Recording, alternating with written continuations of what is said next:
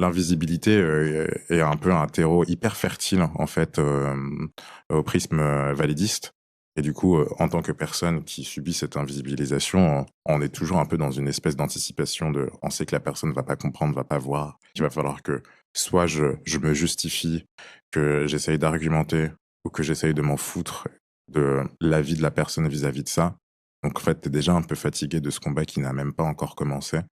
Donc je donne pas forcément là des exemples concrets, mais enfin, moi, par exemple, enfin, je sais pas si, d'un jour ou l'autre, je peux bien me sentir ou pas bien me Mmh. sentir, quoi. Et c'est assez chiant de dire: «Ah bah tiens, là, aujourd'hui, je me sens pas bien». Et ça aussi, tu vois, enfin, le fait de devoir en permanence, justifier son propre état, en fait, ça témoigne qu'on est déjà dans une société qui, ne permet pas, en fait, d'avoir des jours où on n'est pas bien, quoi. Et donc ça ouais, ça formate, forcément, notre rapport au monde, notre rapport au travail. Et ça aussi, le travail, ça c'est un grand sujet, le travail, les études.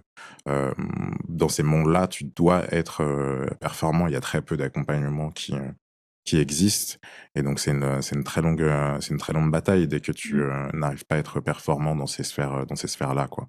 Et c'est très compliqué après de justifier à son boss, «Ah non, bah là, enfin, j'enchaîne 2-3 arrêts de suite».